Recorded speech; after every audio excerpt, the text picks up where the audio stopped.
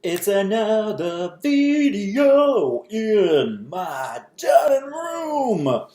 Hey guys, what's up? Just getting myself a bit comfortable. Just home from work after being sick for a couple weeks.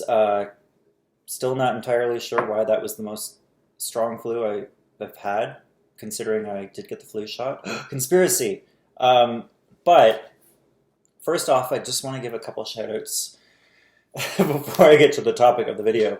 Um, and these are to the actors and the people and the models and the TV personalities who have reached out to me and have been really, really kind over the last week. Yeah, like it's been really overwhelming actually in a very nice way to get recognition for my work.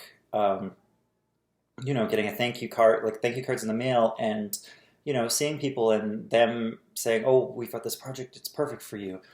Uh, it makes me feel quite good because there are days when I'm working or when I'm not working and not doing photography that I actually start doubting myself because I'm going, "What's the next thing? What's the next best thing? What's the next idea?" Um, so it was really nice for that. I had also noticed it was because it was pointed out to me as well. I keep getting notifications from different companies that are trying to get me to use my Instagram influence because I've got apparently a very good approval rating to start branding online products. I'm not really into that kind of culture because it's basically I'm making money for someone and then I'm getting a cut of it. So it's taking away from my brand and it's actually adding to theirs because I have to join their company and I have to work from home. So it's like thousands of people around the world trying to do this kind of integration for large corporations without actually getting the actual money that they deserve. So I'm kind of against that. So I've been staying away from that. But the great thing that I really noticed was that about 90% of the people that I've shot probably in the last year still use my images either as some sort of profile pic, LinkedIn, and some of these images can either be from the beginning of last year or even 2014.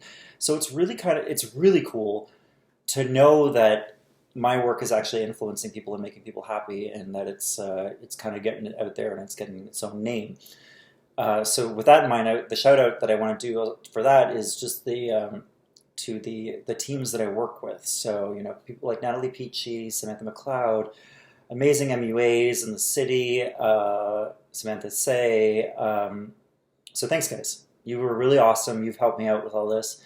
Um, I want to also say a shout out to Helena, who is doing so well right now, Helena Alexis Seymour, and she's been so kind and has been, been very. Oh, there's a little cat right there. Just kind of been really, really kind. Anyway, so some of you people won't even know who I'm talking about, but I just want to say thank you to these people first. I haven't even started the video; it's 3 minutes in. Okay, so what I wanted to talk about today is friendship, and before anyone starts cringing or starts going, "Oh, frig, he's gonna start talking about me," or this and this. This is not I'm not talking about a specific person. I'm not talking about any sort of main situation. What I'm talking about is how, as I'm growing and learning as a person, and especially a person who has late developed depression and anxiety, it's great to kind of understand how you stand with people. I was always a person that found it very hard as a kid to make friends because when I was much younger and there was no kind of segregation between groups of kids, I could just talk to everyone. As I got older, I became incredibly shy and never thought I was either good enough or I always felt really lost. So I remember even in the fourth grade, this girl, I was following her around and she finally just said, "If you want to play with us, just ask." And even with that direct kind of approach to me, I was so shy that I just ran away. And so as an adult now, it's kind of interesting to reflect on this and notice how I interact with my friends. Because quite frankly, I never really liked that kind of group structure in terms of organized sports. clubs, after school programs, and I think the main part of it was is because I didn't trust people, and trust is a big thing with friendship. And as an adult now, I trust people a lot more.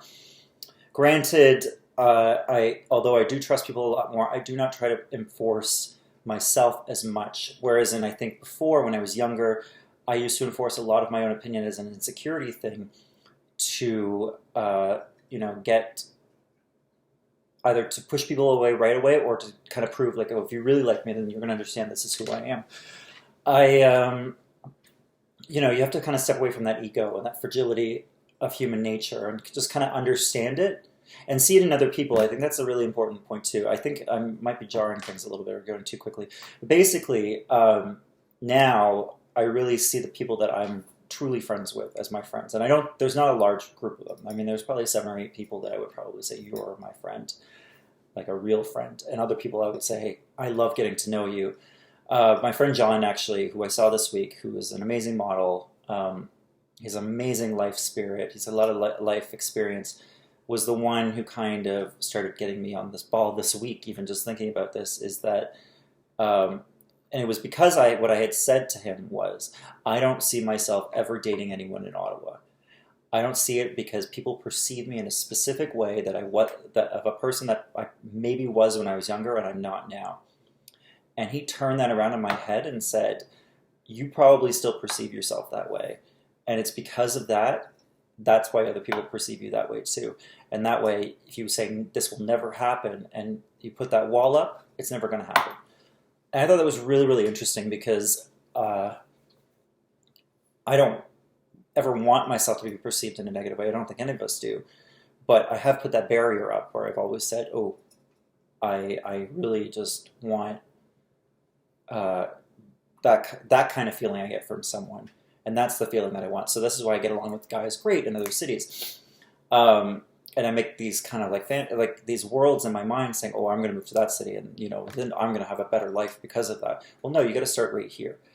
And this was just really, really important to me because it just kind of showed me, I can actually work on myself here and then kind of maybe get the things that I need here for now and then move on, stabilize myself. It's that kind of nomad spirit. And he had the same thing for many years, and he says that he's now finally starting to understand that he doesn't have to be a nomad as much. The other thing that I really wanted to press on too was in the friendship is that friendship is really about understanding someone. It's really about taking the people for their faults and still loving them and being there for them. I don't ever take that lightly. I lost a friend last year because we both couldn't get over our egos. And we were really good friends. This was one of those things that I regret because he was a really good friend. However, our belief systems just kind of kept us apart because of certain things. And it sucks. I mean, it's a learning experience, but it's what it is. And I think the main thing that I learned from that is you got to take people's feelings into consideration, regardless of what you're doing in life. You got to say, hey, am I thinking about this person? Am I showing this person a courtesy? Am I actually being there for this person or understanding where they're coming from? I think that's really a big point of friendship. I'm one of those people that when I tell someone that I love them, I actually mean it. Like I deeply, deeply mean it. Even it doesn't have to be romantic love, but it's just, you care about someone. And if I say that, then it means that, I hope that we can be friends forever because you're amazing to me. And as you get older, it becomes harder to do that because, as I said, you keep putting up the walls. You keep you get comfortable. So I think the main point that I'm trying to kind of drive home and what I'm realizing about myself is that you're never too old. You're going to constantly grow and you're constantly going to meet people and you're constantly going to understand that people are different in this world. And I really, really want to drive the point home that none of us are perfect. We're all fallible and we all deserve love and happiness. And it's just honestly what you can put out there too. And you can't expect the best from everyone. And some people are going to be your friends, some people are not going to be your friends.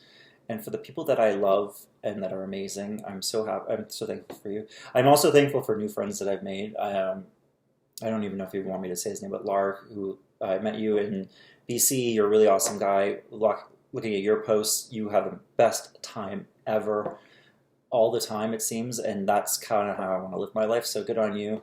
Um, like older friends, like my friends Case and Melinda, who have just been solid rock people and who are just amazing couple and have an amazing baby. Anyway, I could go on, but I'm just really, really thankful for the new and old people that I've met in my life. And I just really wanted to say that for me, friendship means a lot. It's not just, I'm not a flippant person. I take things very seriously when it comes to my friends. But as I get older, I'm learning more and more to relax about certain things too, and not having high expectations. Okay. Well, I hope this video made sense because someone mentioned to me after my Christmas one that my videos are quite long. But but I'm just really happy to have this kind of reflective moment. Oh yeah, but the really happy thing for me, I'm really glad about, is that for those of you who know that I went on a fitness kick again, and I know I do this every year, but because of the medication I'm on, my weight fluctuates a little bit. And if I'm not careful about my diet or how I'm doing in terms of exercise, I can gain weight like that. But after Christmas, I sat down with my mother because her and I realized that once I moved into this house and was helping her out with stuff, that we were both putting on weight. We were getting too comfortable. We were getting, kind of complacent in terms of doing stuff. And so, we've gone on a major health kick, like eating really healthy. I get up at 5:30 every morning. I go to the gym. And within the first month, I've lost 8 pounds. And I'm getting a little bit of muscle, which is good. And my chest is starting to boob out a bit, but my stomach's like disappearing. I'm very, very happy about that. And I'm hoping that the results will continue. And so that's excellent news. And it's a great way to kind of, you weigh yourself at the end of the week and you kind of go, yes, this is actually working. So anyway, I am so happy that it's the weekend and that everything's going well and that I get to, make this video for you guys. And I hope that you guys have an awesome weekend and that I see some of you in the next couple days or soon. Okay?